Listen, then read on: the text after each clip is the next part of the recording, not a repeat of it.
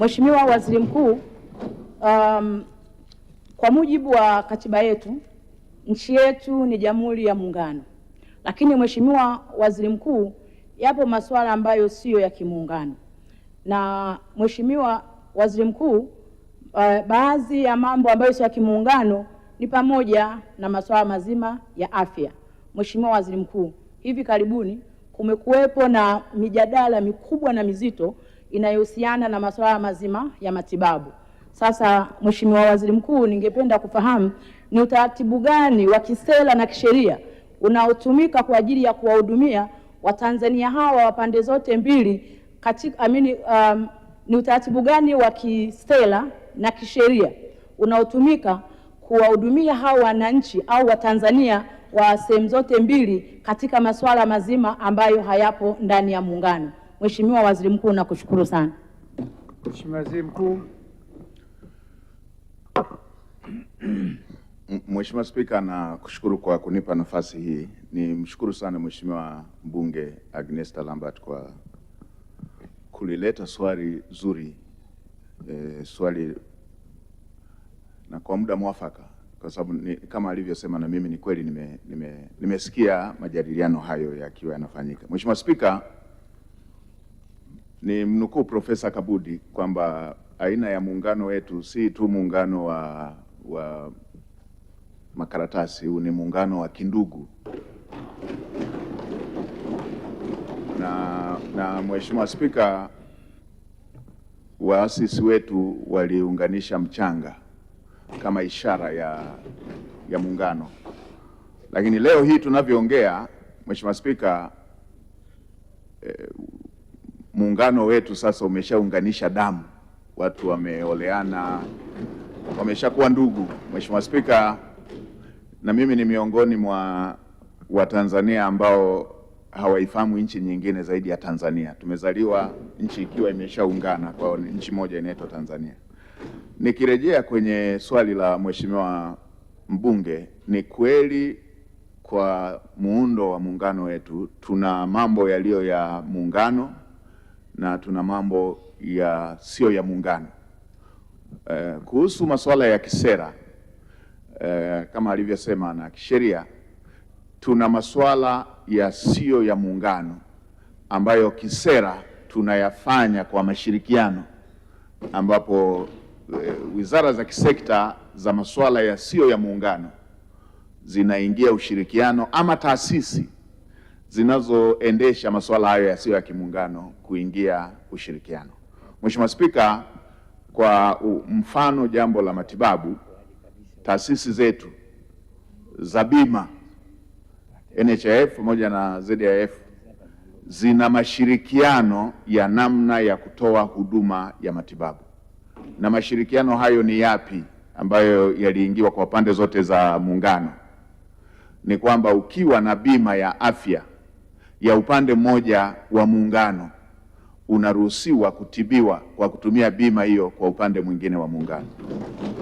Kwa hiyo Mzanzibari mwenye kadi ya ZHIF akija kwa hospitali ambazo zinapokea kadi ya NHIF, anaitumia ile ile ya ZHIF kutibiwa.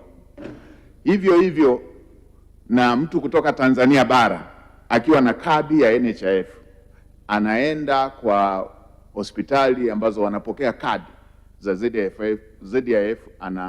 ZHIF anapokelewa na anapata matibabu. Mtanzania akiwa hana hiyo kadi, kama ambavyo kwa Mzanzibari akiwa hana hiyo kadi ya bima kwa Zanzibar atatakiwa kulipa kesh ili aweze kutibiwa. Hivyo hivyo na mtu wa kutoka Tanzania bara akienda bila hiyo kadi ya NHIF akiwa Zanzibar atatakiwa kulipa kesh. Na hivyo hivyo mtu kutoka Zanzibar akiwa hana kadi ya bima ya ZHIF atatakiwa kulipa kesh. Sasa ni nini kilichozua mtafaruku na majadiliano, Mheshimiwa Spika? Kuna utaratibu wa wale watu wasiojiweza ambao wanatibiwa bure. Na sisi huku Tanzania bara tuna utaratibu wa watu wasiojiweza ambao wanapata huduma ya TASAF. Mheshimiwa Spika, Kama ilivyo kwa Tanzania bara, tuna matatizo ambayo kila wakati na ni mambo ya kila siku tunahangaika kuhusu masuala ya uraia. Tuna watu wa kutoka nchi jirani huku kwa ajili ya kimahusiano, ngoja nisitaje moja moja, lakini mnajua wanaokuja. Na ninyi hapa mkifuatilia historia zenu mtakumbuka kuna watu tumesoma nao tukiwa tunapata boom pamoja, tumesoma wote elimu ya sekondari, tumesoma wote elimu ya chuo. Mara baada ya kumaliza elimu ya chuo, huku akiwa amesoma kwa boom la Tanzania, unamsikia anashikilia ofisi nchi moja ya jirani kule. Sasa kwa Zanzibar na wenyewe wana kesi ya aina hiyo.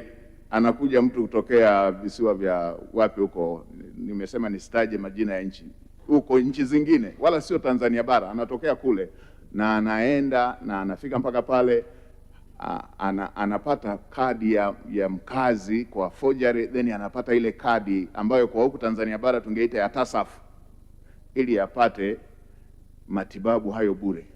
Sio Mtanzania, hatokei Tanzania bara, sio Mzanzibari, hana kadi ya Uzanzibari, lakini kwa njia za kinyemela anapata kadi hiyo. Kwa hiyo hili wala si jambo la kutugawa, Mheshimiwa Spika na waheshimiwa wabunge na waheshimiwa Tanzania.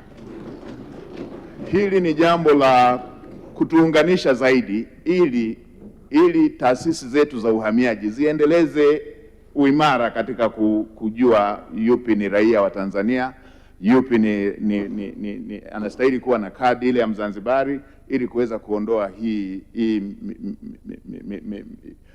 mianya ya watu kutoka nje ya Tanzania kuja kunufaika na rasilimali za Tanzania.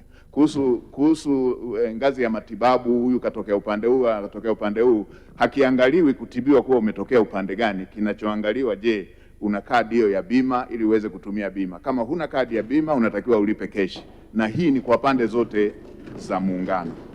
Mheshimiwa Spika na waheshimiwa wabunge, niwaombe wala tusipuze kwamba ni kweli kuna mianya ya watu kutoka nje ya Tanzania wanaopenya na kutafuta kupata uraia kwa njia zisizo rasmi bila sifa, lakini pia kutaka kunufaika na rasilimali kwa namna zisizo rasmi. Hili si jambo la upande gani wa muungano, ni jambo la nchi yote, na hatuna tatizo la kimahusiano kuhusu masuala ya matumizi ya rasilimali wala masuala ya utoaji wa huduma. Na Mheshimiwa Spika, niweke kumbukumbu tu, kulikuwepo na kero nyingi tu kama waziri wa sekta ya muungano alivyosema. Hivi sasa zote zimeshatatuliwa zilizokuwa zinaitwa kero, na sasa hivi tunawasihi wa Tanzania waongelee zaidi masuala ya fursa, ili nchi hii kila Mtanzania aweze kunufaika na hatua hizo za maendeleo.